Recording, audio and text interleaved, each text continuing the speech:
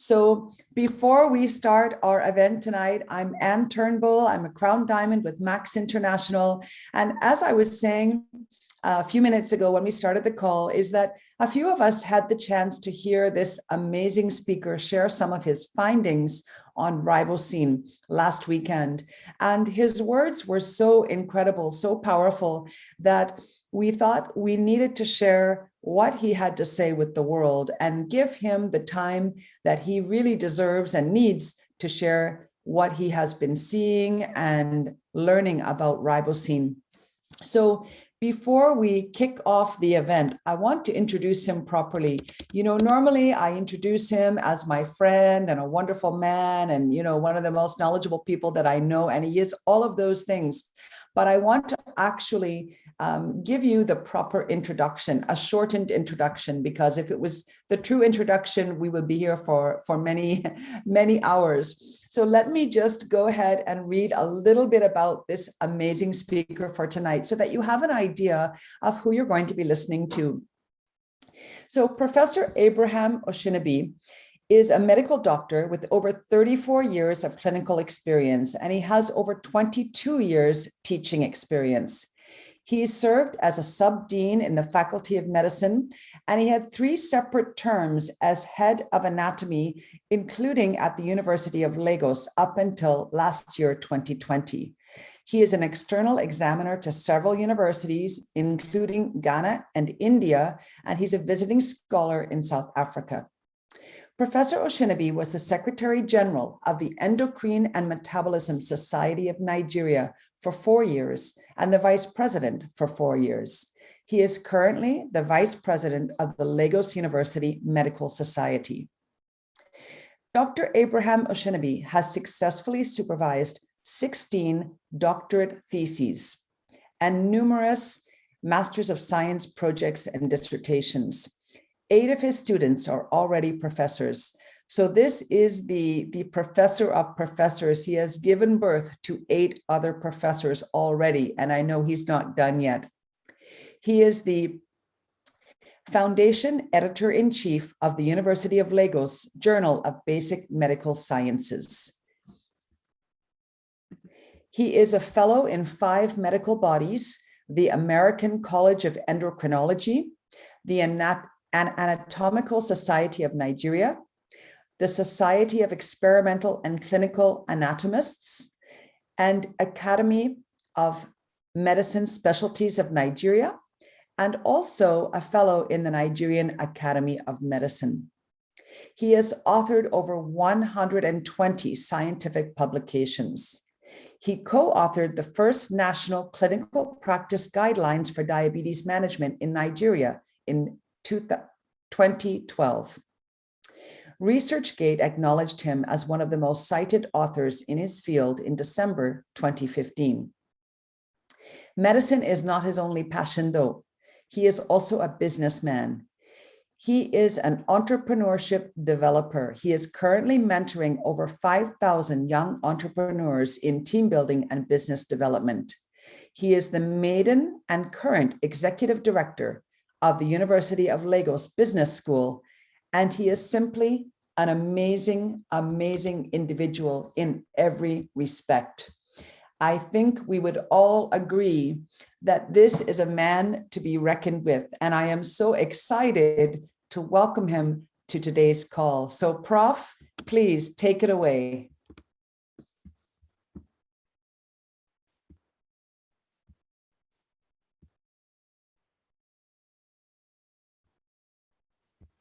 Oh, let me make sure I've also enabled you. Yes, good. You're with us. You're still on mute.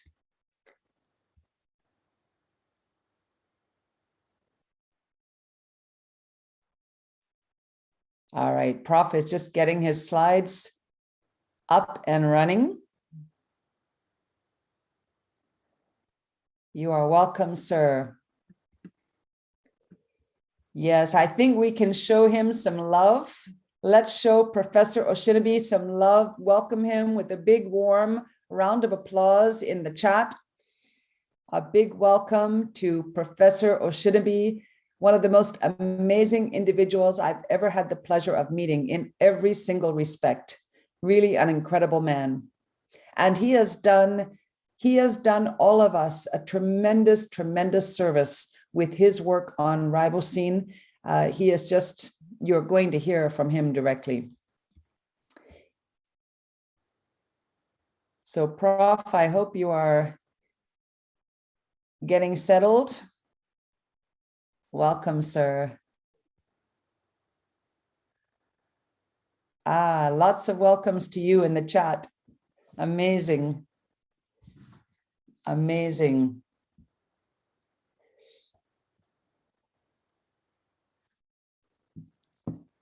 Okay, let's see if you can unmute yourself. There you are. Okay. Yeah. Great. Thanks, Anne. Yes. Good evening, everyone. Good morning, depending on where you are, afternoon. And by the way, thanks for that introduction. I'm honored. Hope you can see my screen. We need to see your slides in presentation mode, I think. We can only see the... Yes. Yes. Okay.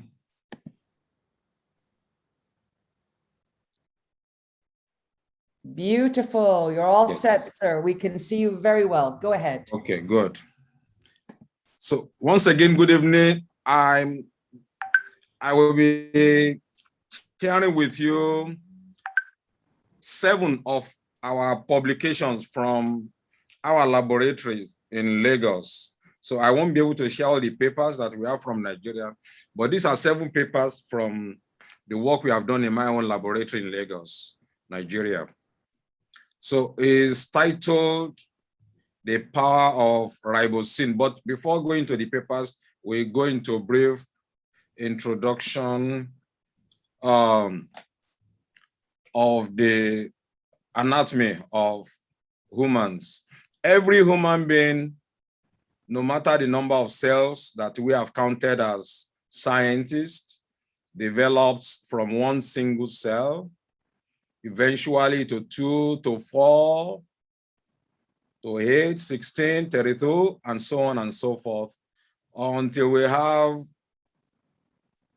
a fully developed humans made up of over 70 trillion cells. As today, we've counted over 250 cell types now that we know of, distributed all around the body. But guess what? The greatest enemies to all these cells are the free radicals. Perhaps you are here today.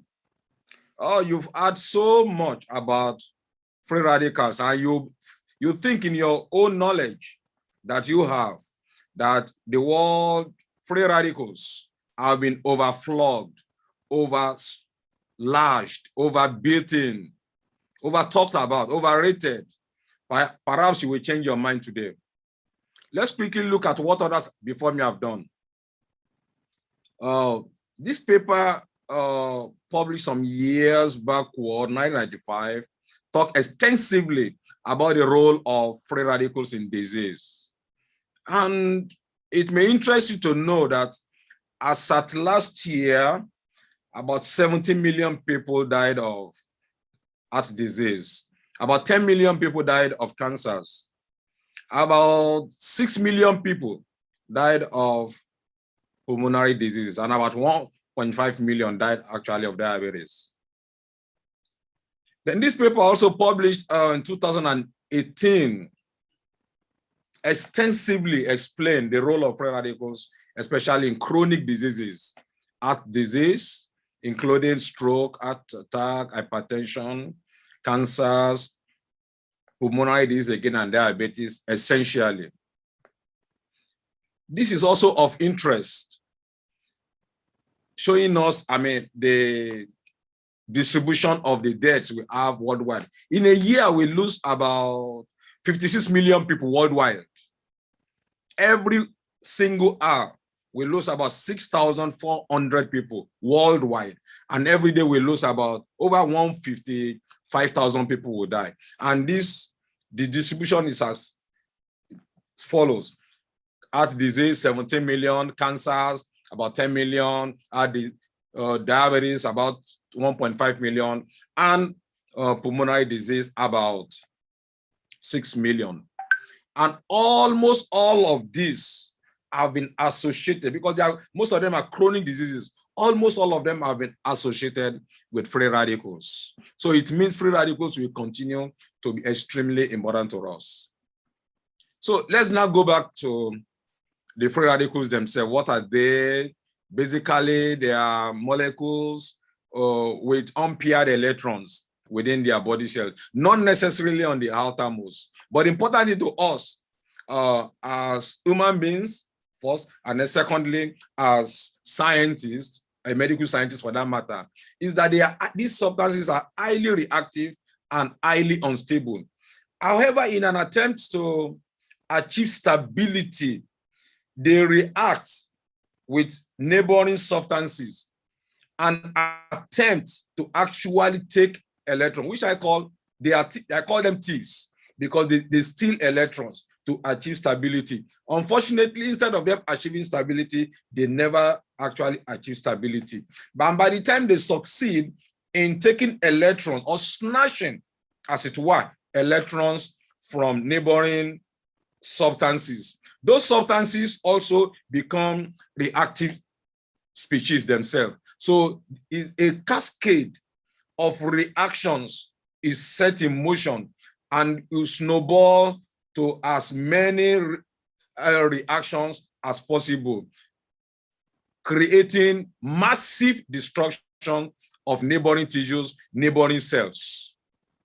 So for example, this is a normal cell here, and then we have a cell that has been attacked by free radical. By the way, it has already been established that, by this great biochemist based in California, Bruce Amis, Nathan, discovered that in a single day, every cell in our body, is actually hit by a free radical as many times as 10,000 times. Again, I'm taking that for record purposes. And every single day, a single cell in our body is actually hit by as many times as 10,000 times by a free radical. So you can imagine, and we have 70 trillions of cells. So you can imagine the number of bombardment we actually have from free radicals. Now, it is not only about stealing electrons or snatching electrons. On my own left, you see a normal protein. But look on my right, what sometimes in an attempt to actually snatch electron is not possible, but the proteins are denatured. A protein that is denatured can never perform the same function as one that is normal. For example, you can imagine the brain, for example, gets as much as 20% of the oxygen in the human body. By the way, what needs to, there are certain conditions that must be met before we have attacks from free radicals. Number one is that the oxygen must be available. Number two is that very often there will be free fatty acids. The brain, for example, has billions of cells coming together, synapses, and we have oxygen in abundance in the brain anyway. 20% of the body oxygen is consumed by the brain. So you have oxygen, you have polyunsaturated fatty acid in high quantity in the brain. And therefore, the brain is unusually prone to being damaged by free radical. So I'm not surprised if you Google now, you will find that virtually all ailments, almost all chronic ailments of the brain will respond actually by raising their glutathione level. For example, Alzheimer's, Parkinson's disease, these have been well documented. The liver produces most of the free radicals in the human body. It's the factory. The liver also receives 20% of the oxygen of the human body. So the panacea, the substrate, the pedestal on which free radical attack is already there. The kidney receives about 7% of the oxygen in the human body. So it is also prone to free radical. Of course, the heart and the blood vessels are prone to free radical damage. The germ cells, because they are highly active, they replicate a lot. So you have a lot of polyunsaturated fatty acid from the membranes.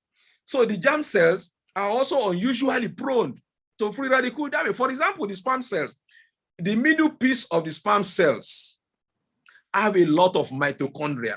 So there are a lot of cells. Oxygen is there, and the free fatty acids are also in abundance. So already the panacea for free radical attack is there. DNA as well, rapidly, because the DNA, because of protein synthesis, DNA is rapidly made in virtually every cell in the human body. So DNA too is also prone to being damaged. As a matter of fact, we now know that the older you become, the shorter the telomeres. The telomeres are like the terminal aspect of the DNA.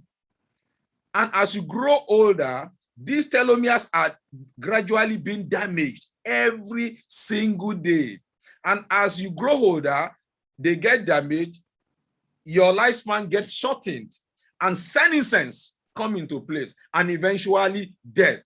It means that theoretically now, if you are able to stop free radical damage, you may live forever. But of course, you are knowing that is not possible to live forever, but you can actually tone down the effects of free radical damage on your DNA. Blood cells are rapidly dividing cells. Immune cells are also rapidly dividing cells, and because they are in abundance, a lot of polyunsaturated fatty acids in their membrane. So these are cells that are highly prone to free radical damage. Well, people have said that oxygen may be the most important thing, but I can tell you there is something on the same level with oxygen that we are talking about today, and that is glutathione. If you have enough oxygen in the human body and you don't have glutathione, that person cannot survive. I can tell you that for free. Glutathione is now regarded as one of the essential substances to survive. You cannot be alive without glutathione in your system. In fact, every living thing needs glutathione. Plants, humans, animals, they need glutathione to survive. If you Google this quickly, you will find one thing quickly. Glutathione is the most powerful antioxidant God has created in us. As a matter of fact, your body spends minimum of 6% of ATP that you produce to run your body effectively on the manufacturing of glutathione. That underscoring the importance of glutathione in the human body. It is the only antioxidant that replenishes and recycles itself. Other antioxidants, when they scavenge free radicals, they themselves become free radicals, unlike glutathione. Once glutathione has done its work, it becomes oxidized glutathione, but it doesn't become a free radical, unlike others. It is the only antioxidant that also helps convert other antioxidants back to their reduced state. Underscore. And therefore, many of us, including me, have called it the mother of all antioxidants, the gatekeeper of the human body. And as such, today, the most critical molecule, the most important molecule in the human body necessary for perfect health is glutathione. If I'm given just one chance today to check any human being, the current status of health, the first thing I will most likely mention is glutathione. It's therefore the great protector of the cells and the superhero of all antioxidants. This is just showing us briefly. I know there are many of us here who are not scientists, but I will try not to be as scientific as well. But I'm sure you can see vitamin C on my screen. You can see vitamin E. What all this just means is that when vitamin C, as good as free radicals scavenging effect that it has, both vitamin C and vitamin E, when they remove free radicals, they themselves, they become free radicals. They have to go back to glutathione to help them out. And that's exactly what this glutathione is doing, helping them to convert, for example, oxidized vitamin C that has done its work, but instead of becoming normal, it has become a free radical. So you know what this means in real time? It means if you continue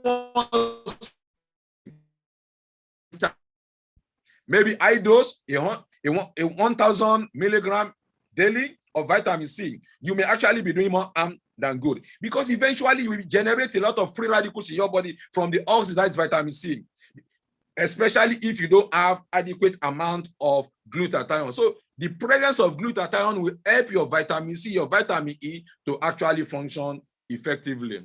I itemized this way back in 2016, talking about cardiovascular diseases, heart diseases, talking about kidney diseases, metabolic diseases, pulmonary disease, even diseases that affect our reproduction, cancers, the high, overdosage of some chemicals. Almost all of them have something to do with either low level of glutathione or high level of free radicals. These have been well documented as well by several other authors. Now, let's quickly, before I go into my own papers, this paper was published this year, and it itemizes and highlights the effect of glutathione on cardiovascular diseases. The same thing on the role of glutathione in cancer development. And as a matter of fact, it has been documented, even as of this year, that look, you can actually use the level of your glutathione to know whether you are prone to cancer or not. Because the higher the level of your intracellular glutathione, the more unlikely you are prone to cancer. This has been well documented by other authors even before me. Then this talks about diabetes. I won't bother to label it now, because that's where I'm going to major on much later. That look, glutathione has so much to play either on the development of diabetes or on the management of diabetes, either in terms of managing the diabetes itself or its complication. And lastly, on pulmonary disease, COVID, for example, it has been well documented that your level of glutathione will actually affect your response to COVID organism. It will affect also the management. It will also affect the complications. It will also affect the outcome, mortality, morbidity, based on the level of glutathione you actually have. A lot of authors have documented this. But there is a bad news quickly. The bad news here is that as you age, your glutathione level goes down. By the time people are 50, 60, they would have lost, unfortunately though, over 50% of their glutathione level. Unfortunately, as well as the glutathione level is going down, something is rising up, oxidative stress. And I can tell you, accompanying the oxidative stress is usually chronic diseases. The second problem about glutathione is that glutathione is highly fragile molecule.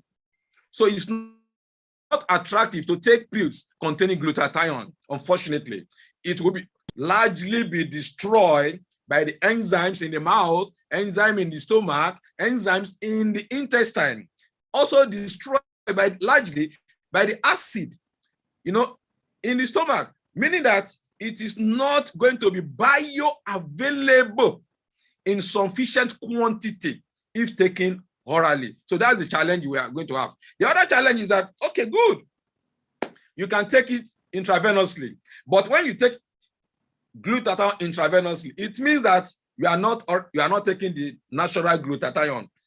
The one God has given you, it of course means that it is synthetic. And we are suspecting that it could be counterproductive after some time, because you are actually bypassing the negative feedback mechanism when you take it intravenously. So it's not also attractive, apart from the fact that it is highly, highly expensive. Now, the solution came through the invention of Professor Albert Nagasawa, a professor of biochemistry, a professor of pharmacology in Minnesota University. After 25 years of solid research, he came up with what we now call known as ribosine. And quickly, because glutathione contains 3 amino acids. By the way, glutathione is a small molecular weight amino acid, 307.3225 gram per mole. That is the molecular mass of glutathione. So it's really very small. And it contains 3 amino acids: glutamic acid, cysteine, glycine. Luckily for humans, 2 of these amino acids are in sufficient quantity in the human body. That is glutamic acid and glycine. However, cysteine, especially under certain conditions, we now categorize cysteine. Normally, we categorize cysteine as non-essential amino acid. However, we now call it now conditioned non-essential. Conditioned in the sense that because cysteine is used in several pathways in the human body, and because, again, it is so fragile, it is also easily destroyed because of the sulfur hydride bond. So under certain conditions, for example, under stress, under ill health, you just have to take cysteine in. And that is the advantage used here. So once you introduce a lot of cysteine molecules into the human body, the normal body should actually be able to make a glutathione from cysteine, glutamic acid, and glycine. Like I said, you need to protect cysteine. And what Nagasawa and his team did was actually to combine cysteine for protection with ribose. Under normal circumstances, ribose and cysteine will naturally condense to form ribosine. Ribosine gets inside the cell. By solvolysis, they will separate into ribose and cysteine. Ribose, of course, is not wasted. It's used in making ATP, okay? And then cysteine is mobilized together with the other 2 amino acids to make glutathione. And a lot of studies, even before mine, has been done to confirm that ribosine actually raises the intracellular glutathione level. And in those days, as at 1987, what most people were using then was NAC, N-acetylcysteine. When this was compared with NAC, it was found that in the liver cells, ribosine was 300% more effective in raising glutathione level inside hepatocyte, inside the liver cells. Now, let's look at quickly the studies in my own lab.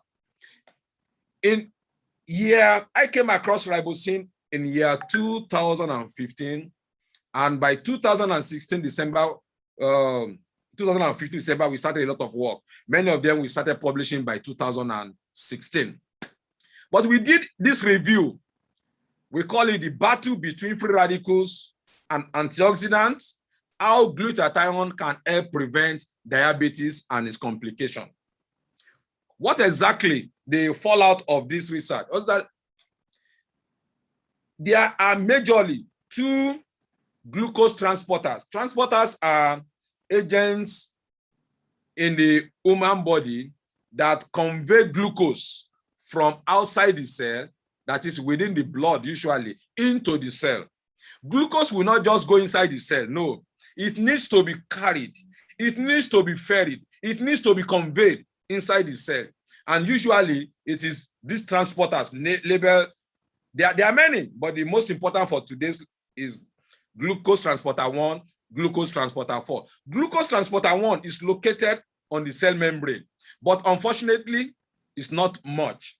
The glucose transporter 4, that is a lot in abundance, resides within the cell, within the cytosol. So it needs to move onto the cell membrane, okay, so that it can allow glucose to come inside the cell.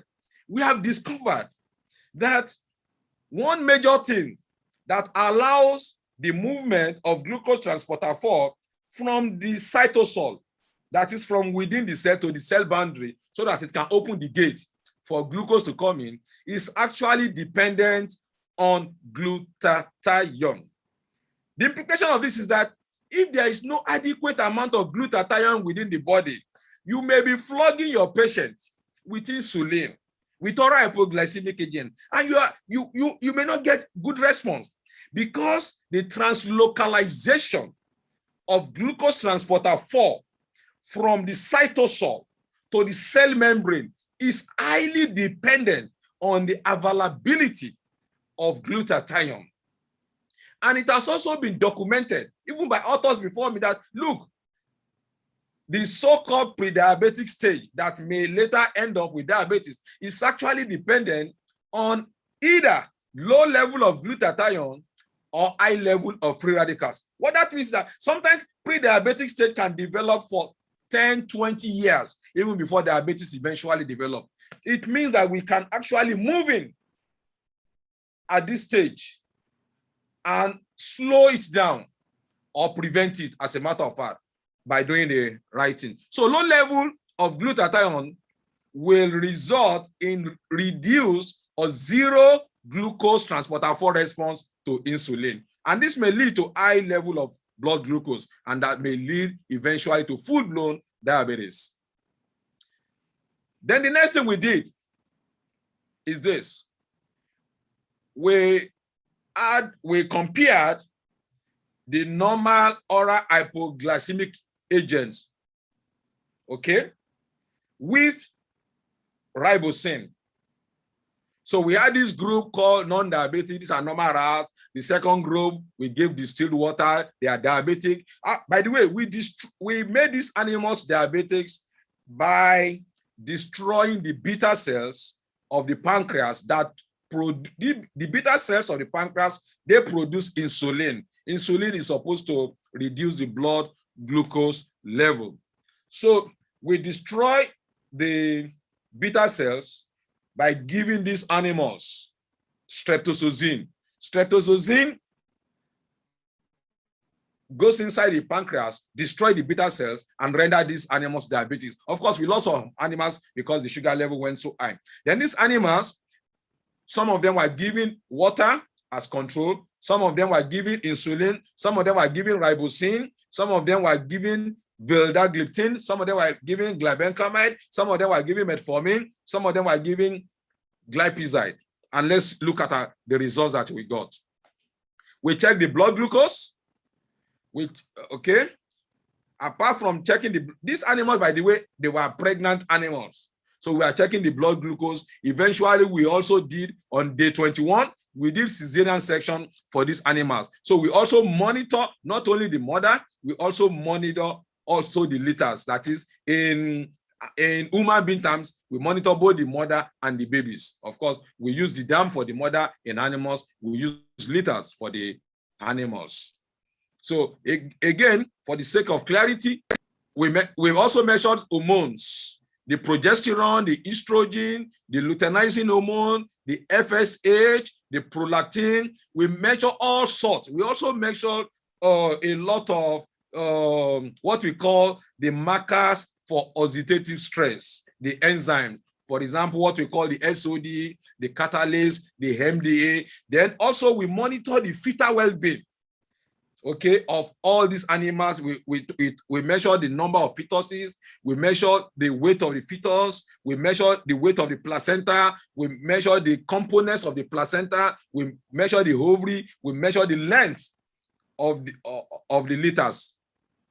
And the conclusion, to save time, is that to the best of our knowledge, this was the first study that introduced the potential benefits of D-ribose L-cysteine, known as ribosine, as an effective oral hypoglycemic agent, which could serve as a potent adjuvant in the management of diabetes in pregnancy. Of course, a lot of studies need to be done before we can extrapolate this to humans. I am very, very careful and cautious to say this. This study had been done in pregnant animals, so we cannot directly extrapolate this to humans. But suffice to mention that we got a lot of good responses in terms of hormones in terms of free radical monitored, in terms of toning down the effect of free radicals on these animals, even the blood glucose itself. For example, quickly, at least let me mention this. Group C, Group B, for example, they are diabetics animals. Look at the blood glucose level, and look at the blood glucose level both for insulin and D-ribosyl cysteine. They are parallel. So it means that there are some advantages of having D-ribosyl cysteine, and this has been published. So you can check the toxicological reports. 2018, we eventually published, because when we started in 2016, the first set of results we got, we were confounded. Look, how is it possible that D-ribosyl cysteine, this ribosine, is doing all this? We repeated the experiment, and eventually we published in toxicology report. It's available free online now. The next experiment we did was to look at the liver. The liver is the greatest producer of free radicals. So we decided, let's look at the liver. We destroy the liver of these animals using aluminum trichloride. Okay, and then we place these animals on ribosine, and we look at the effect. We measured hematological parameters that included the PAC cell, the hematocrit, the white blood cell count. Under the white blood cell, we did a lot of other parameters, how much blood these animals were having. Okay, we also checked the liver enzyme. Normally, when the liver is destroyed, because of the destruction of the liver, a lot of the enzymes are let loose into the body circulation. They are not supposed to be outside the liver, but we use that to measure the extent of damage to the liver. For example, the PAC cell volume, if you look at it, the blood level of these animals, when you compare those that had ribosine with the animals that did not have ribosine, it is very much different. Animals that had liver destruction plus ribosine actually almost went back to normal level of blood level of white blood cell count. The same thing, we look at the enzymes in the liver. We look at the enzymes in the blood. For example, alanine transferase. This group C is the group that had liver destruction plus ribosine. Look at the enzymes, see going down, see very low. But look at the group that had just liver destruction alone, and look at the enzyme really very high. The same thing we did the aspartate transferase is almost replica of what we had in alanine transferase. So the ribosine brought down the liver enzyme, showing that there had been some elements of repairs that has been done following the damage done by aluminum trichloride. We also check aspartate transferase to save time. We also check the serum alkaline phosphatase. Again, the group that had ribosine actually had the lowest level of alkaline phosphatase, unlike the group that had liver destruction alone without any without doing anything to try to mediate it. The same thing, the serum protein level, of course, the liver synthesizes a lot of proteins. You can see that that of the group that had liver destruction plus ribosine had the highest level of protein, unlike the group that had just liver destruction had very little protein being manufactured. So showing that following liver destruction, there has been a lot of regeneration following the effect of ribosine. The same thing with bilirubin. Bilirubin level is highest in a group that had just the toxins, the chemicals that destroy the liver, unlike the group that had both destruction and ribosine had very little bilirubin. We concluded that ribosine protects the liver from the toxic effects of this chemical agent that was used. The next thing is that we did the same experiment we repeated with the kidney. The kidney received about 7% of the total oxygen consumption by the human body. So it means that the kidney has a lot of oxygen. And like I said earlier, the panacea for free radical damage is to have oxygen available in good quantity and a lot of free fatty acid. The kidney, each kidney has a minimum of 1.5 million nephrons. So you have a lot of cells coming together and you have a lot of oxygen. So already you have the substrate for free radicals to thrive and wreak their havoc. And that is the reason why we pick the kidney. And of course, end-stage kidney state is becoming more and more. Unfortunately, again, the commonest cause of end-stage kidney in the world is diabetes. So again, we destroy the kidney using aluminum this time around again, and then we monitored the creatinine level, the urea level, the uric acid level, the potassium level. These are what we normally call the kidney function test.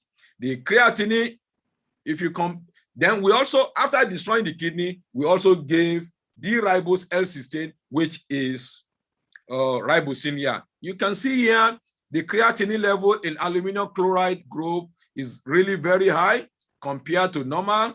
The urea high, the uric acid high. But look at the group that had aluminum chloride and Riboceine. They are almost as good as that of control. As a matter of fact, the uric acid, the potassium, okay, the urea, the creatinine are even lower than the control following application of both aluminum trichloride and Riboceine. Then we also monitor the packed cell volume, the white blood cells, the neutrophil, the lymphocyte under the white cell count. I mean, the same pattern again. It was as if there was no destruction of the kidney, because the kidney actually has a lot of part to play in manufacture of red blood cells because of the erythropoietin that is manufactured in the kidney.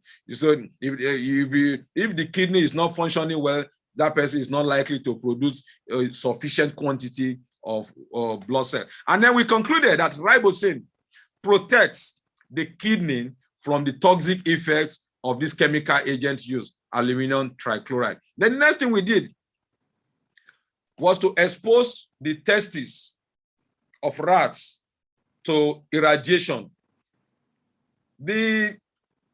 Somehow, the dosage of the irradiation we have used here is the normal dosage that we health workers will get exposed to every day. You know, the level we have used. So we subjected these animals to irradiation. And then we monitor the sperm count. We monitor the sperm morphology, that is how the sperm look like. A normal sperm should have one head, one tail. But under certain conditions, they can become abnormal, like exposure to radiation. Some can develop two heads, some can develop two tails. You know, some can develop extremely short tail, and some may not even be able to. A normal sperm should be able to move. Okay.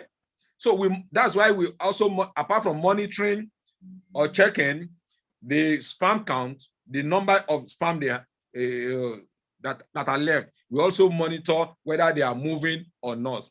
And these are our results.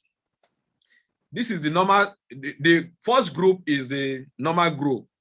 No radiation. You can see here the number of sperm we have here, the sperm morphology, the percentage that are normal, the percentage that are abnormal.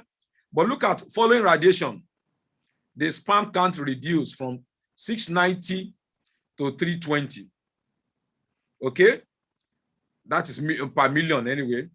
Then the sperm morphology, in terms of normal percentage, 87%, about 90% were taken to be normal. but less than 50 became normal. But if you, after following destruction or exposure rather to radiation, then having added either before, okay, or concomitantly with the ribose, look at what we have here. For example, it's almost the same, very, very close to normal. So these are, for example, where I place my cursor now, that is group 1, 2, 3, 4, 5, the fifth column. Here we have both exposure to radiation before giving then D-ribose L-cysteine.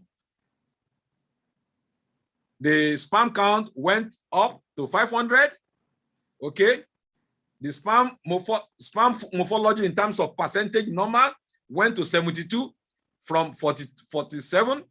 Then the abnormal percentage went down from 52 to 27. This is what we got from this. Then we also check G6PD, okay? That is glucose 6-phosphate dehydrogenase. This is an enzyme that has to do with regeneration of glutathione. Following exposure to radiation, this is what we got, low level of G6PD. Meanwhile, by the time we then put these animals on D-ribose L-cysteine, there was a little bit of improvement, okay? And then a lot of improvement with the fourth group, that is radiation before D-ribose L-cysteine, that is ribosine. This is what we got. And then we also, apart from that, we measure the MDA. MDA is like, MDA is a marker for the level of oxidative stress, because let me tell you how we generate MDA. When free radicals attack lipids, they generate a lot of substances. One of those substances is MDA. And the funniest thing about MDA also, we go ahead to react with other substances of the tissues, including the nucleus, including nuclear proteins, thereby forming what we call adjuncts with nuclear protein, incapacitating them, making them inactive, making them not to perform the functions that which they were created to perform. And that is why MDA is so important. In group that receive radiation, look at how the MDA went up. But meanwhile, in group that receive radiation together with D-ribose L-cysteine, of course, the MDA went down. And of course, the group that had just D-ribose L-cysteine, I mean, the MDA was even below what we got for normal. And we have published this in the Journal of Nuclear Medicine in 2017. So you can also have a look at this publication. Then the next thing we did was the last one we did was destruction of the testes following radiation. This time around, we now use chemical agents, because why are we using chemicals? There are over 80,000 chemicals that are circulating in the world. Unfortunately, less than 10% of these chemical agents have been tested for developmental toxicity. Highly unfortunate. And every year, new chemicals are added.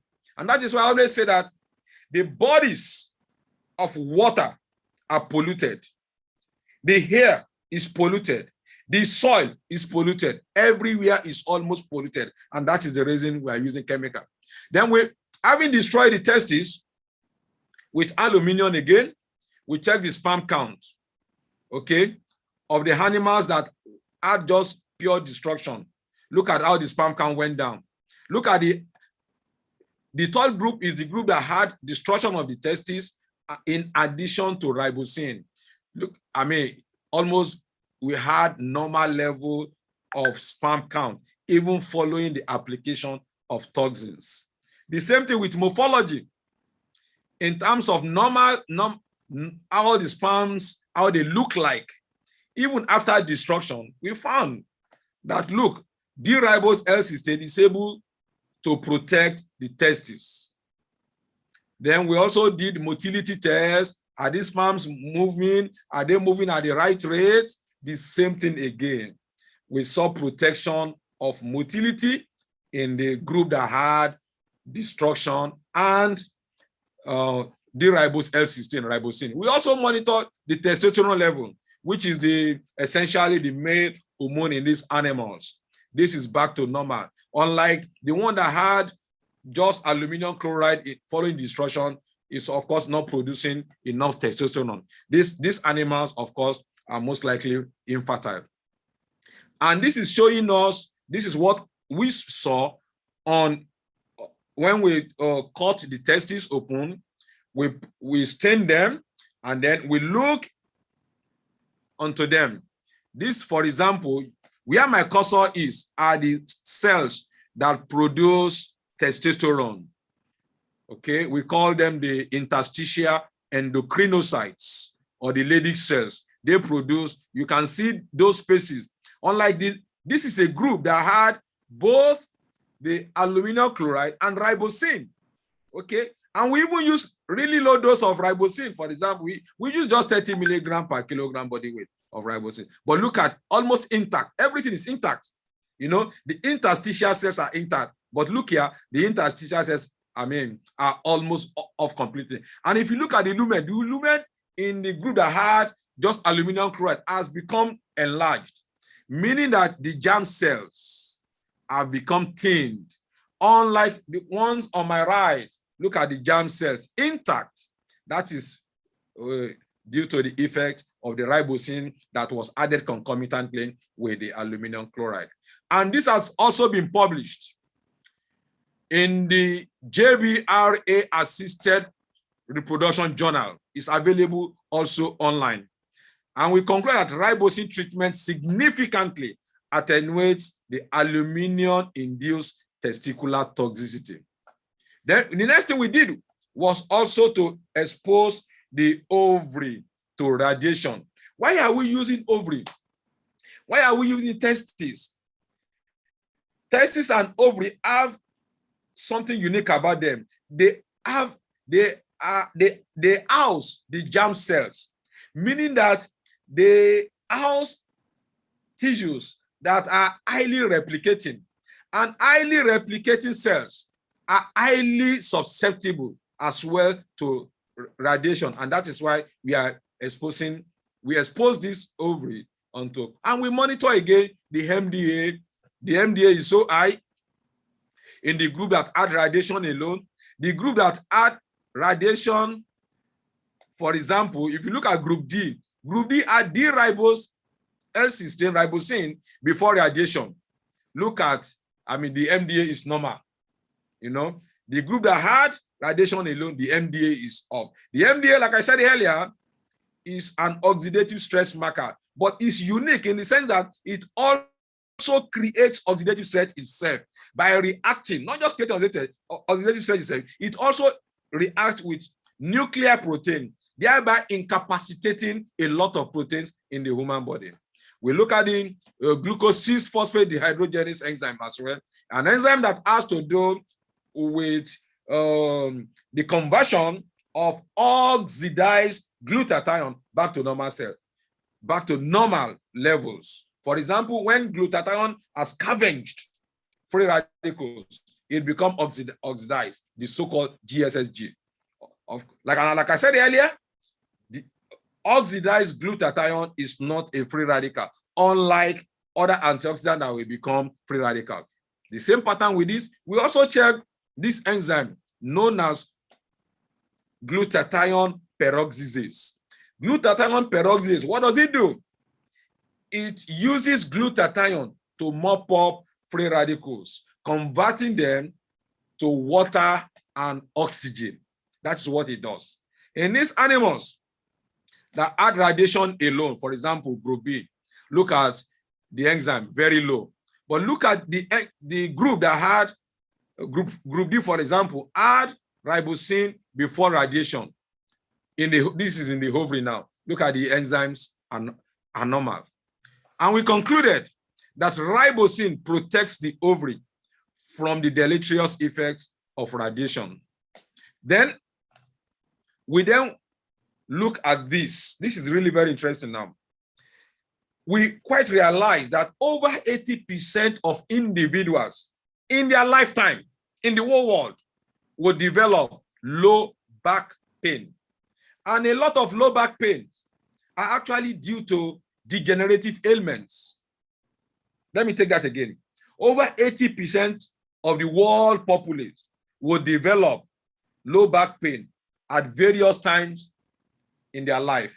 However, the point incidence of low back pain is over 30%. Meaning that at any point in this world, at any point in time, in either now or in the past, somebody must, 30% of the world will be having low back pain. So we are talking of a lot of money spent, a lot of man hour wasted, out of work, out of job, out of school because of low back pain. So what did we do?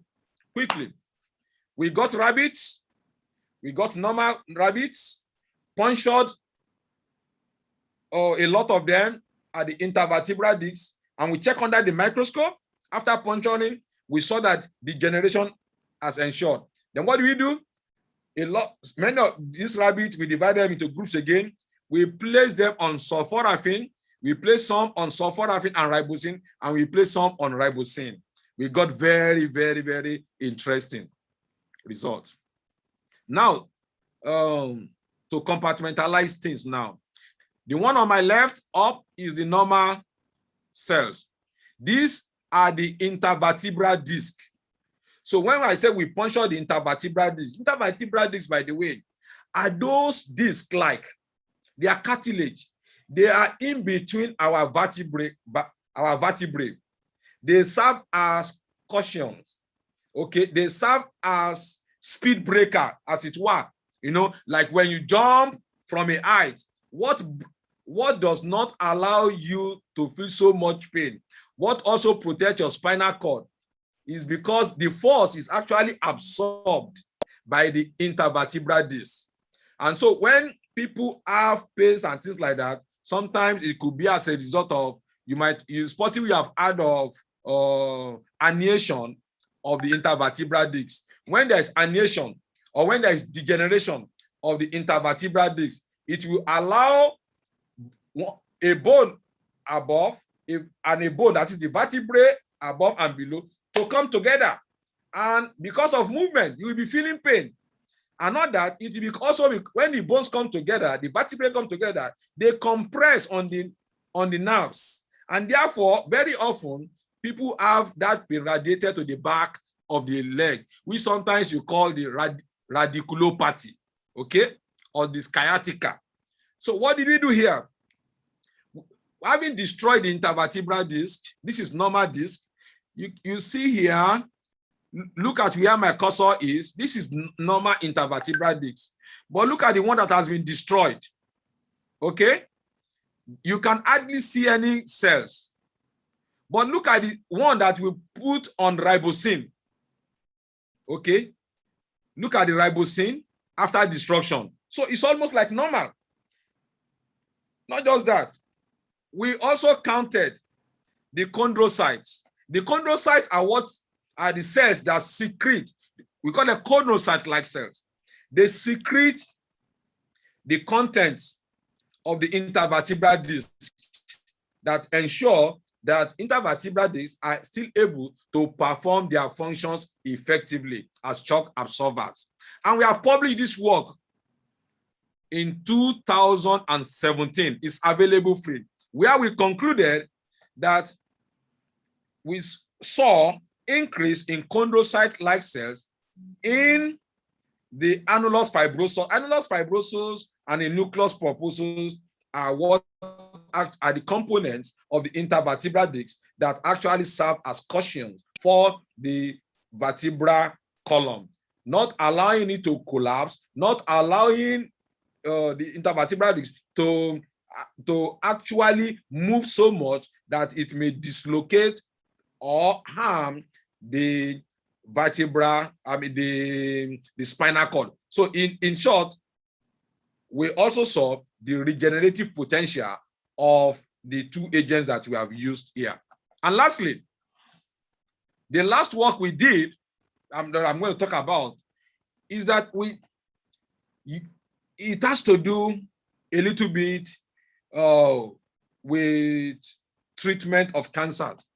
One of the major treatment that we use in the treatment of cancer, one of the major agents that we use in the treatment of cancer is known as doxorubicin.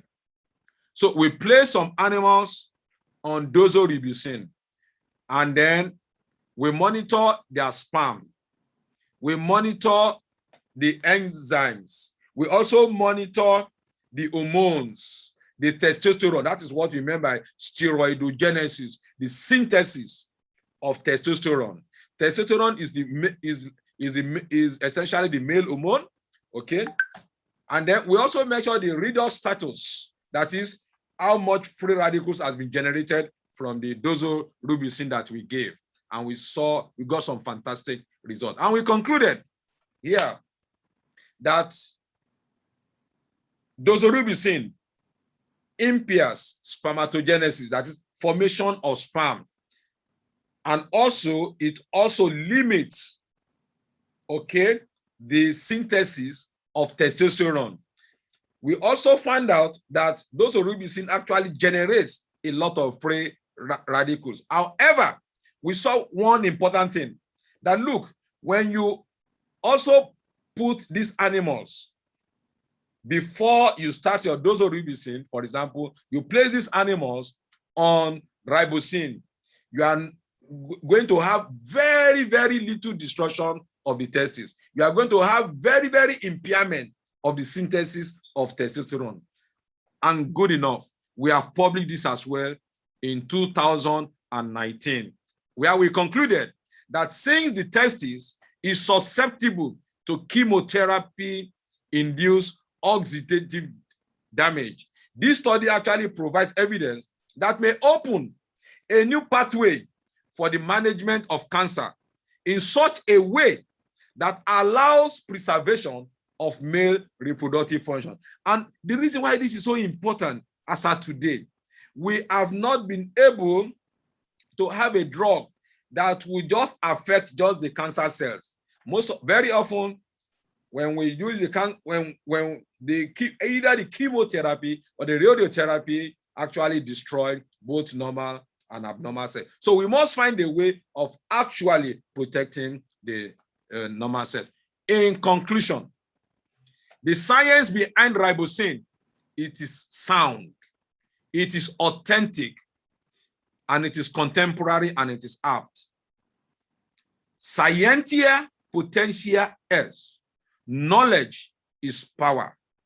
When you have the knowledge and it throws more light, and the knowledge activates in you that power, and that power brings with it light.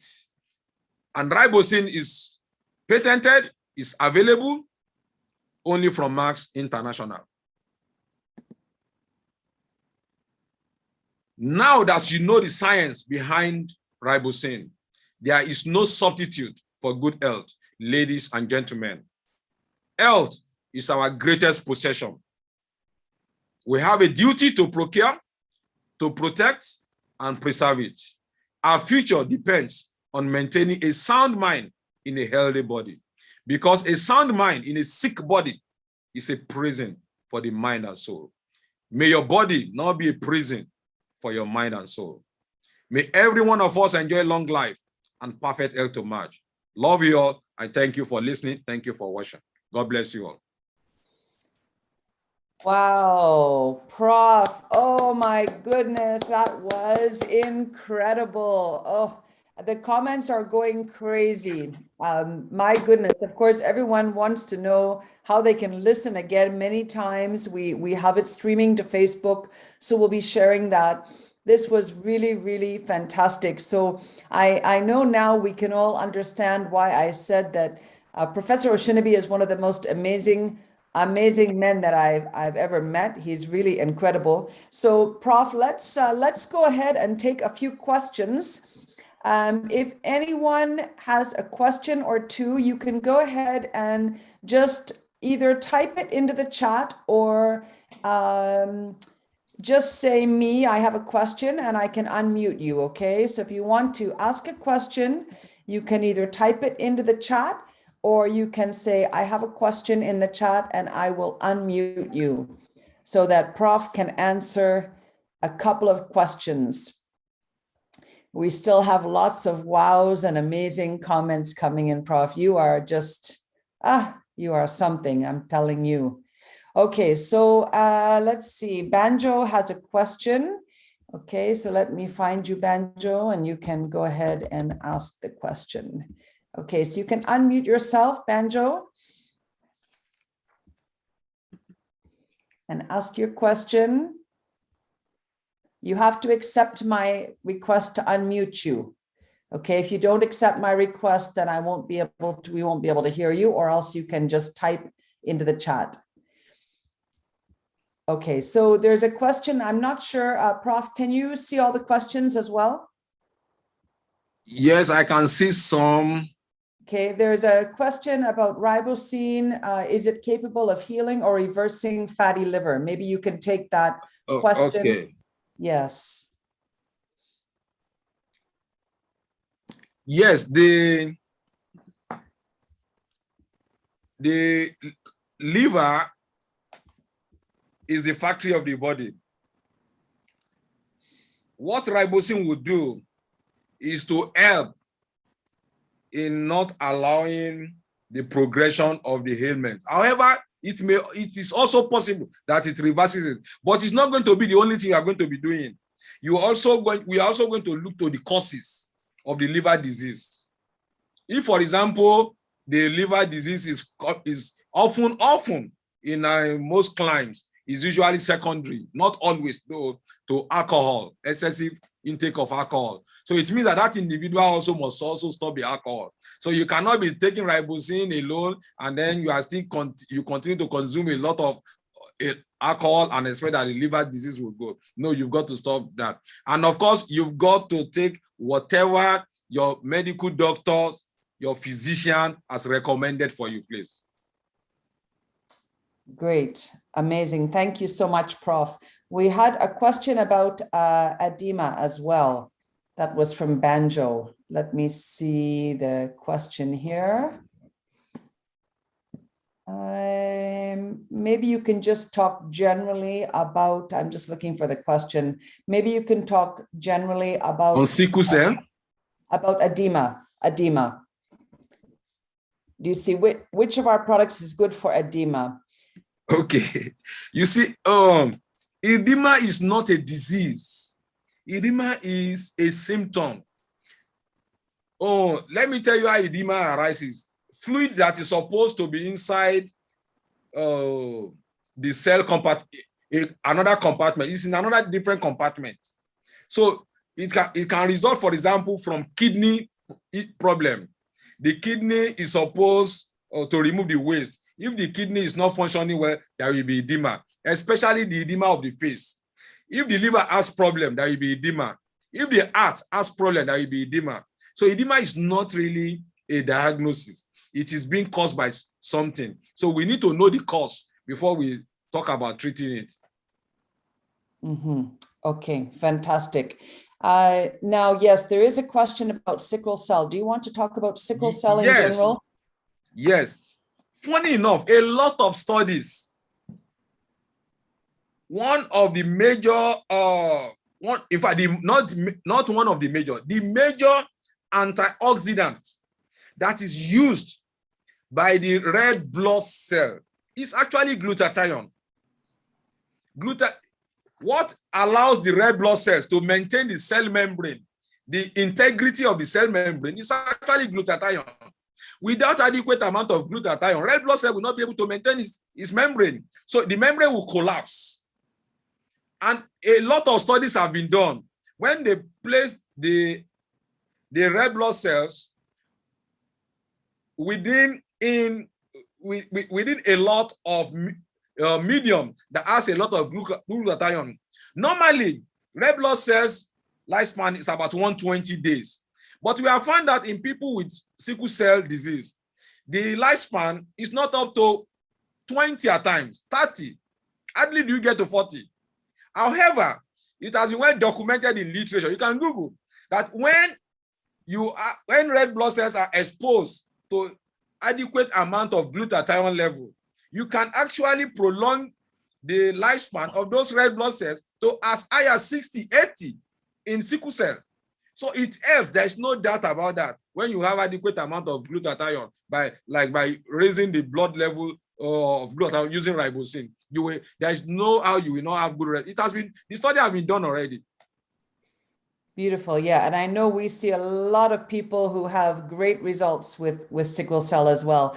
And of course, as always, and just like Prof has been very careful through his whole presentation, but as always, we never talk about Riboceine or any Max products treating or curing any disease. They are not a substitute for any medical care. They are not a substitute for medication.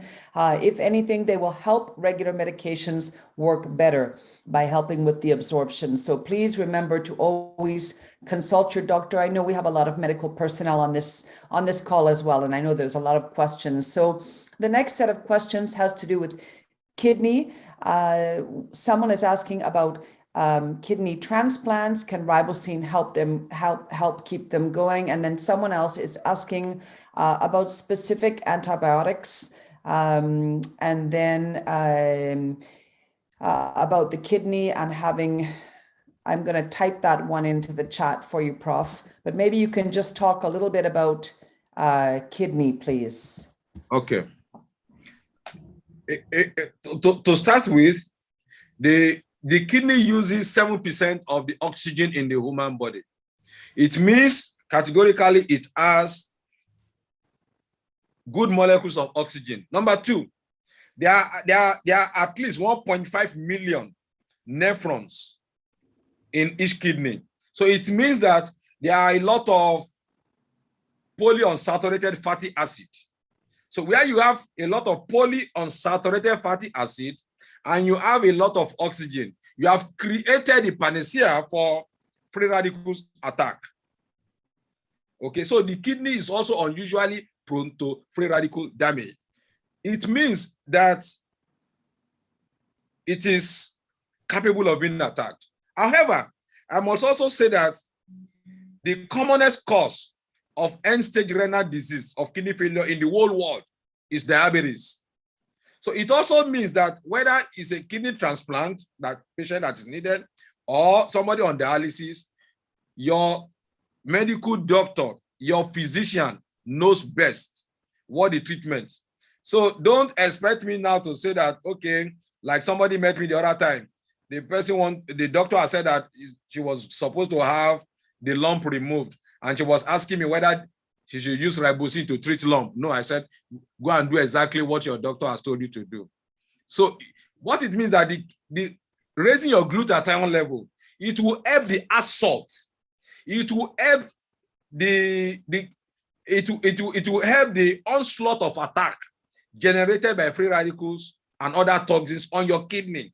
It will also help your kidney to recover better. By the way, we are of the opinion worldwide that no new nephron, no new kidney cell, that is the part that actually does the excretion and things like that, is ever created after birth.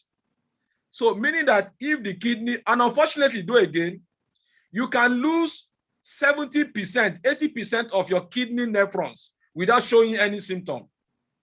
One day, somebody who has been going with you will keep on doing normal tests, and the test will still be coming back and say normal kidney function test, normal kidney function test.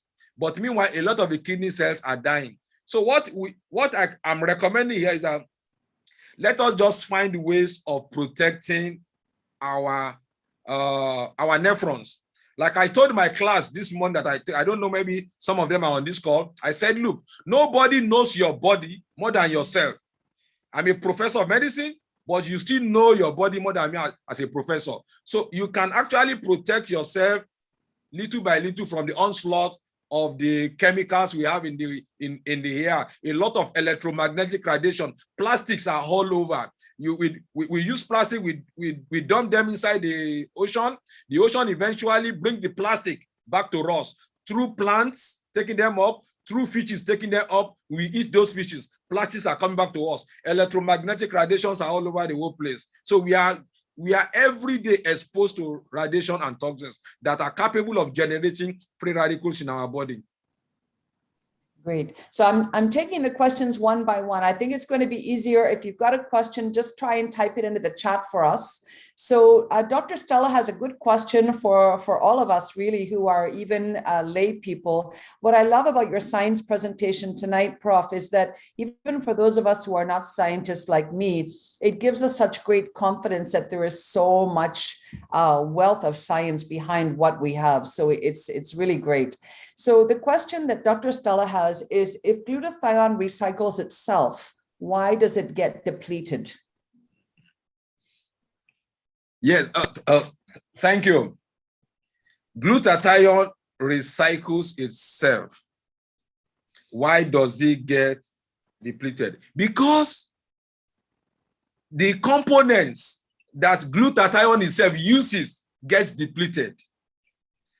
Glutathione is made up of glutamic acid, glycine, and cysteine. Cysteine especially, like I said, cysteine has now suddenly, we have moved cysteine. Before now, we categorize cysteine as being non-essential amino acid. Essential amino acid that you have to take in, the body doesn't make enough quantity. So cysteine is now known as, has now been grouped into conditioned essential amino acid. Even though not essential, it becomes essential because it's used by a lot of pathway in the human body. Because the body doesn't make enough quantity under stress. And ladies and gentlemen, who is not under stress in this world now? The rich is under stress. The poor is under stress. Everybody is under stress. The mere fact that we are talking, we are under stress. So there is no way you have enough. And because you don't have enough cysteine in your body, your glutathione level will keep on. And then again, maybe more importantly, by the way, your body is not 100% efficient. Let me tell you what I mean by that. There will always be generation of waste. So if you take in 1 + 1, you will expect it to be equals 2. It will be 2. It may be 1.5. So there is a wastage somewhere. So that wastage, you need to account for it. For example, when you make energy in the mitochondria, okay, your mitochondria has some holes in it. That's not all the ATP that you created is actually used by the body. Some we go out as wastages. To account for those wastages, you need to take in raw materials to make more glutathione. Excellent, thank you. We have a couple of questions relating to liver disease. Let me just see here. So, oh gosh, we have a lot of questions. I don't know if we're going to get to all of them. Let me see here. I lost it. Okay, so we have one question relating to hepatitis B and another question relating to viral load and liver disease. So maybe just talk about viral load and liver disease since those two questions are related for just a moment. Thank you. One of the major things, by the way, that glutathione does is to help your immune cells to function better.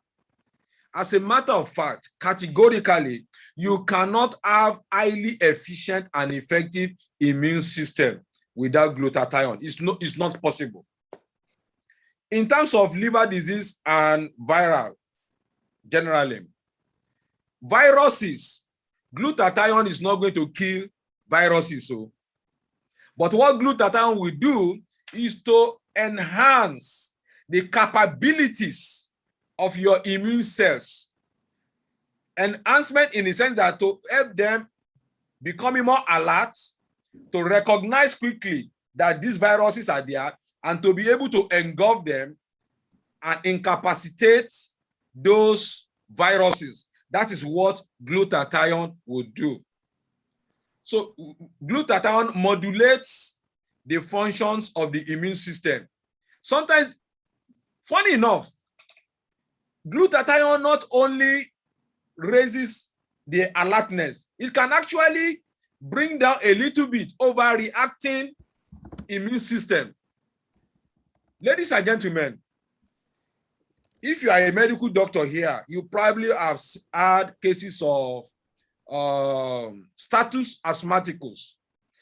Studies have been documented over and over. You can check that. Look, when you expose these patients to more intracellular glutathione, you are likely going to resolve that asthmatic case.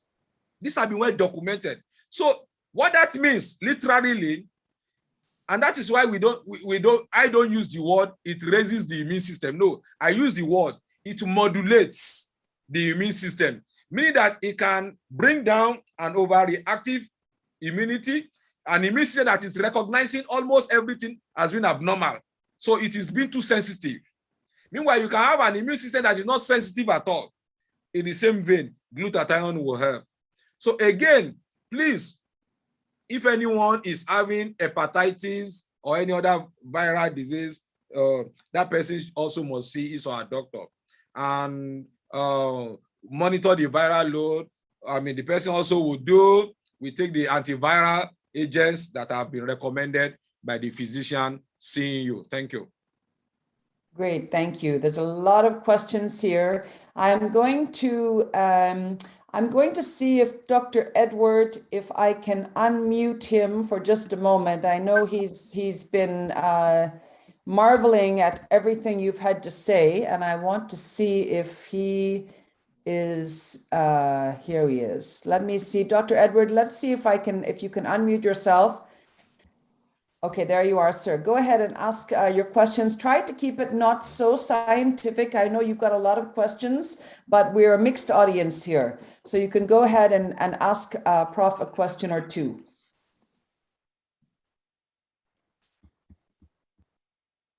We're not hearing you. Thank you. Yeah, go ahead. Yes. Okay, first of all, I would like to say I was very impressed with your presentation. Congratulations for that. Thank you. It has been impressive and informative. As you have trying to speak about the tumor markers, also the role of Riboceine in managing those who are having cancers. So I came up with one impression, especially in those who are having benign prostate hyperplasia. Especially, we know that in most of people in Western countries, or also in Africa, are having this problem of benign prostate hyperplasia and are ending up in clinical disease like prostate CA. So is there any way where that this Riboceine can help to prevent or reverse the progression of pathological benign prostate hyperplasia to the clinical disease?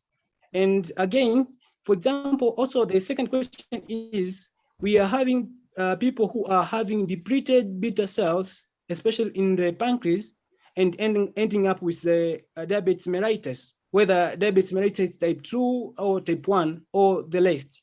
So is there a role that can help this patient or these individuals from, or can benefit from these ribosines, as you have explained in your molecular levels? So I would like at least to know a little bit from this, if you have any idea. Yeah, thank you. So let me take them one after the other. In terms of cancer, one of the things we have found out is that I want to try as much as possible not to be too biological because of our mixed audience.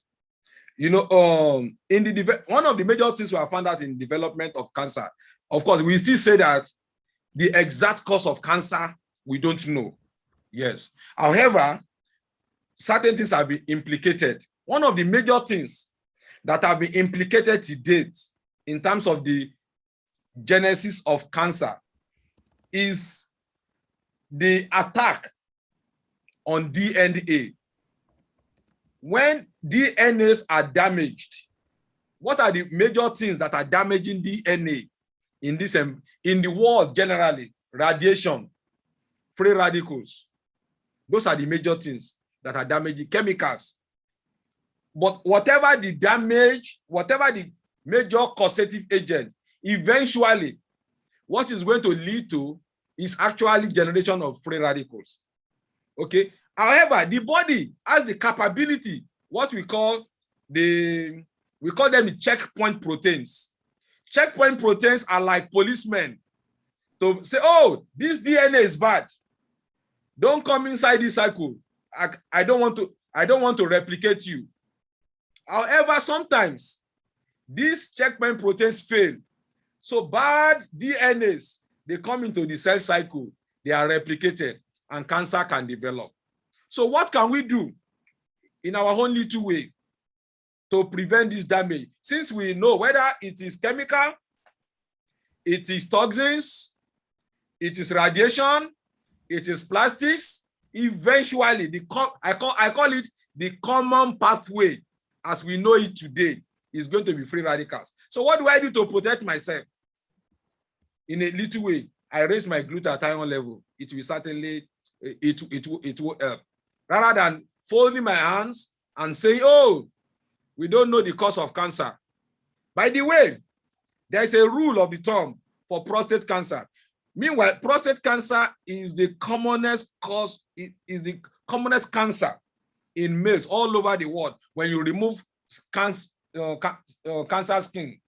So it's also in our environment. In fact, pathologists will tell you that by the time somebody is 80, that 8% would have developed cancer of the prostate.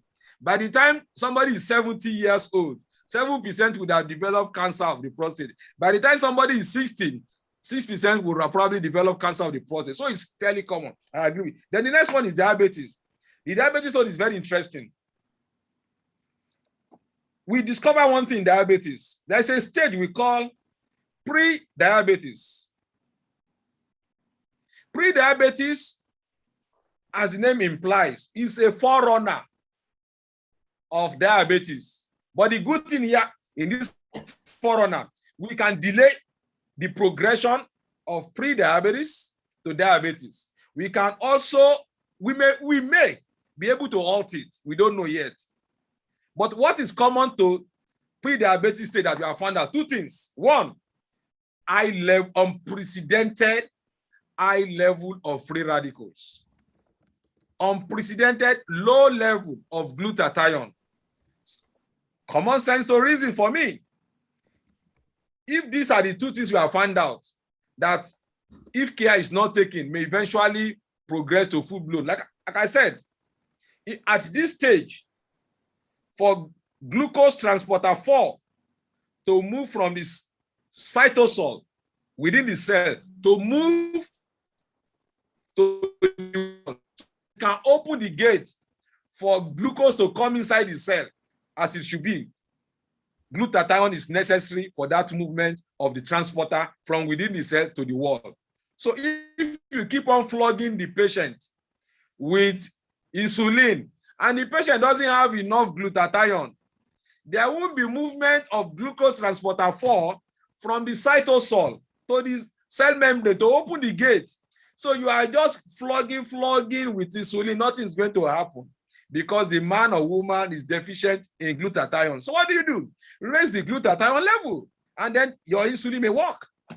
You know, so we can actually halt theoretically, but definitely we can actually delay the progression of pre-diabetes from research. I'm talking extensively from research now. That look, that is what we have found out in research.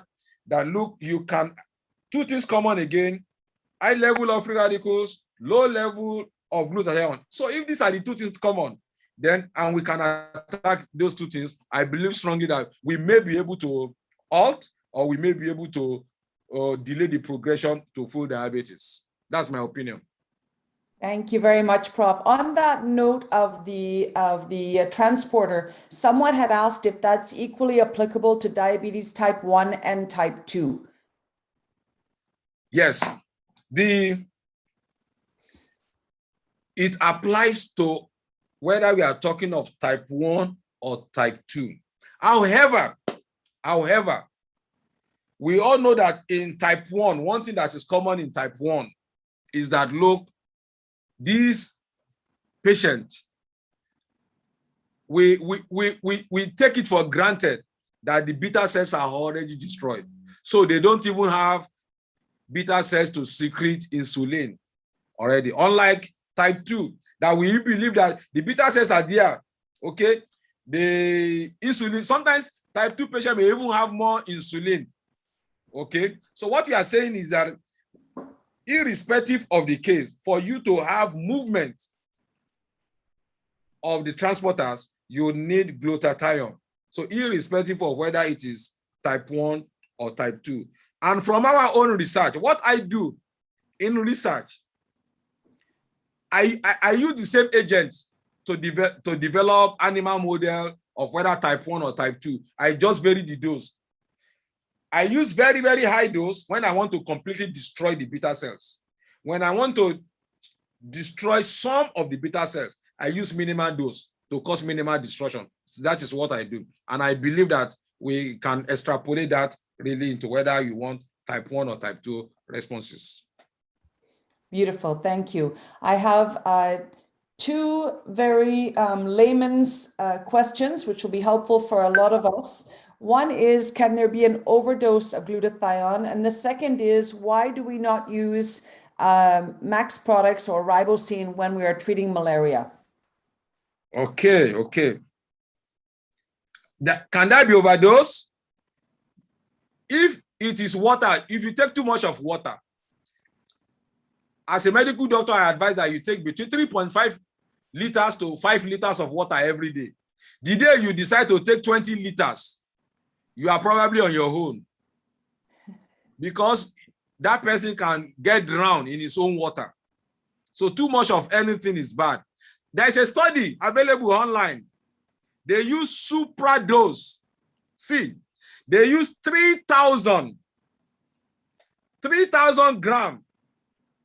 milligram of Selgevity. It's available. Go and check it online. You know, I don't even know why ethics allow that. It's like somebody giving a rat one whole bottle of Selgevity. Of course, there will be side effects.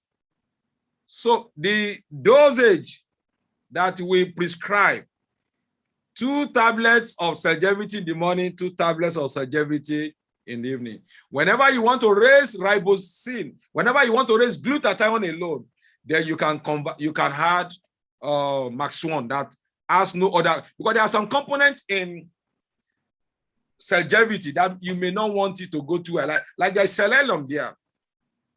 There are some other agents that you don't want to raise. Then can there be, the next question is, what was the second Malaria, one? treating malaria. Oh, okay. Yes. Again, this is theoretical. You see, not all antimalarials, by the way, artemisinin-based antimalarials, we believe that they act by generating free radicals to destroy the malaria parasites. So if you give antioxidants, you are likely going to be providing the malaria parasite with what it needs. That is one side of it. The other side of it is that, now let's extrapolate to cancer. Why should I not use raised glutathione level for a patient with cancer? Yes, because again, the same principle.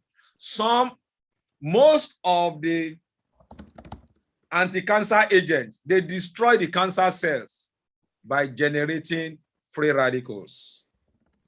So when you give chemotherapy, radiotherapy, and you are providing antioxidant again, you are like providing the cancer cells what they need to survive.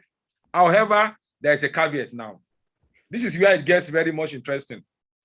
Some authorities believe that cancer cells are not able, in quote, to bio-uptake glutathione in sufficient quantity. Meaning that if you give antioxidant, raise the glutathione level, cancer cells may not be able to take those things, but normal cells will be protected against the deleterious effect of cancer cells. But this is a very elementary stage of my research in this area. So we cannot yet extrapolate to treatment. So we still advise, go with the advice of your medical doctor. However, when you want to treat cancer patients, stop your antioxidant, stop your glutathione enhancer, stop your ribosine, do the cancer treatment. 48 hours later, you can start. But as you saw in my presentation, when we used dozorubicin, we got better improvement than the cell that had dozorubicin alone, than the one that had dozo and ribosine. We got better treatment, even though it was pre-treatment that we did. But again, please, this research, part of research, is still at the nascent stage. We cannot extrapolate here to humans. Thank you. We do have a set of frequently asked questions, so we'll be happy to share those out. Those are very helpful for everyone, so we'll share those. A question on the brain. So a couple of questions around the brain. One is around ribosine's effect on the brain cells, particularly when it comes to traumatic brain injury and recovery. And then somebody else asked for a bit of a discussion on neurodegenerative diseases like Parkinson's or other issues like that. So those are all relating to the brain. Maybe you could take that for a moment. Yes, thank you. To start with, the brain is unusually prone to free radical damage because the substrate for free radical attack is always there. 20% of oxygen consumption of the body is by the brain. We have billions of cells coming together in the brain, synapses. And when there are cells, there are a lot of cell membranes. And one major component of the cell membrane are lipids, polyunsaturated fatty acid, available in sufficient quantity in the brain with oxygen, 20% of oxygen in the body. You have the panacea for free radical attack. And that is why the brain is unusually prone to free radical damage. Autistic disorders, Alzheimer, Parkinson's disease, other organic brain syndromes, dementia, these have been well documented in literature. Not only to respond to glutathione, let me tell you, in fact, in terms of degenerative, before we have observed, before we even see, in terms of physical time, degeneration of neurons in where we call the substantia nigra of the brain, we actually notice something heralding, predating the commencement of that destruction of dopamine-based cells. And what is that molecular marker that predates it, that is telling us, oh, this patient is likely to have a degenerative disease? And guess what? That is low level of glutathione. So even before we see the destruction of cells of the brain, years before then, you would have seen that tendency. That level of low level of glutathione is becoming more chronic. So, well, my reasoning now is that, look, if you want to slow the senescence that is coming with aging of the brain and things like that, you may need to help yourself and raise the level of glutathione. Because by the time you are 60, you are 70, you've lost over half of your glutathione level. And there's nothing you can do about it. Your body is not that efficient That is the problem. As you grow older, your body loses efficiency. It's not going to function as you were 20 years ago.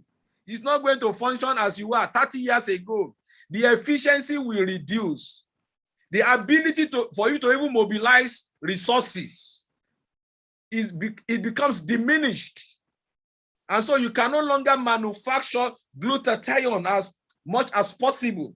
So it means you need to enhance your glutathione level.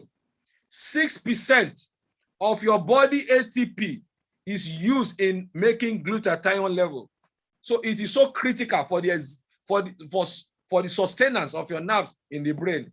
And so I'm not surprised. It's already been documented as well in autistic disorders too, that low level of glutathione is associated with this. And so you can help as well by raising their glutathione level. Thank you. Beautiful. So I think we're going to round up. There's a few people asking about human trials. Maybe you can talk a little bit about why animal trials, why not human trials, what could the plan be, and the rest. Let me also do some corrections here. That, funny enough, it may shock you that not all drugs that we even use today have human trials. Not all, you know. But that notwithstanding, I can tell you that I know the result of the human trial for longevity or Riboceine, which we will do anyway, eventually. Some has commenced already, some have commenced, and we get the report as out as possible. But I can tell you, not all. I teach a lot applicability of animal trials in humans, and what I conclude every time and then is that you cannot directly extrapolate. That being said, it gives us what the human picture is likely going to look like. The difference is not often much, because what affects humans almost invariably affects animals. Nonetheless, the conclusion of the matter is that no direct extrapolation for now. So the doctor as well, we also use his or her own judgment and wisdom to say, okay, oh, I know this helps. Why should I not use it? Why should I use it? So it all, and then of course, again, I'm going to repeat that. You know your home body more than any other person. And the doctor that is treating you knows your body more than me. Thank you. Wonderful. Thank you so much, Prof. We could literally stay here all night, and I'm sure that so many people have questions. We can't stay here all night, though. And so I want to remind us all that in almost every single case, all we ever say is just give Cellgevity a trial. Commit for 90 days, try and see. So for any of you who have questions, will it be helpful for this? Will it be helpful for that? Just give it a trial, and you will see for yourself. And 9 times out of 10, it is definitely going to be helpful. So once again, we never promise that Cellgevity or any Max products will treat, cure, or prevent any disease. All we ever say is commit for 90 days, try and see. Don't stop your normal medications. Don't substitute, your Max products for a visit to your doctor, and you will see the results yourself. Any one of us who have ever used Max products, we see the results ourselves. So I wish that we could answer every single question, but I promise you, for those of you who are not familiar with our products, just try them and you will actually see something. For those of you who are so excited to do more research, Max is very open. In fact, all of the 43 peer-reviewed studies, none of them were published by Max International. No. In every single case, including Professor Osinubi's own studies, they are published by external people. All right, Max International as a company does not commission studies, does not pay for studies, does not publish their own studies. But if there is any researcher who wants to start a study and who wants to put a proposal together for the company to be supplied with product based on the protocol they're putting forward, then that would certainly be well received by the company. So if for those of you who are keen on doing some kind of trials, by all means, feel free to put together your own proposal, your own research team, and submit it to the company, and they would be very happy to entertain it. So this has been an amazing, amazing night. Prof, do you have any final words to say? You have been so generous with your time today. You've been so generous with your information. You've just been amazing. Any final words from you, sir? Well, the final thing I'd like to say is to wish everybody perfect health and to take absolute control of our health. And because health is the greatest asset that we have, and we can actually protect it by ourselves. Thank you. Absolutely. And Prof, this has been an incredible night. Thank you for sharing your knowledge. Thank you for doing all of the incredible work you've been doing on Riboceine and on Max products. You are simply fantastic, and we appreciate you so much. For those of you who are guests on the call tonight, you know, we have something that is very remarkable. You can certainly see that this product helps us solve a lot of problems when we can raise glutathione in the cells, and that is the only thing that our products do, is they raise glutathione in the cells. You can now start to really improve people's health, our own and those around us. And of course, when you solve so many problems by solving health issues, you also have a very strong business.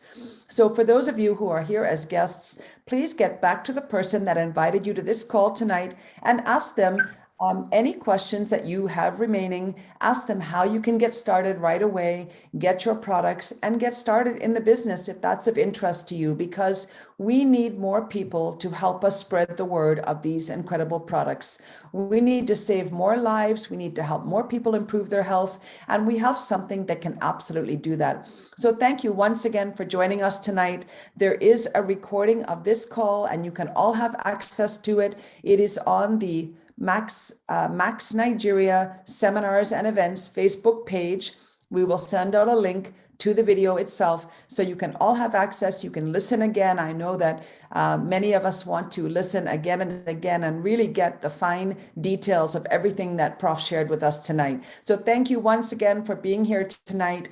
You are all wonderfully welcome. We appreciate you. And Professor Osinubi, thank you. Thank you, everybody. You are fantastic. Thank you, sir. Okay, have a great night, everybody. Bye.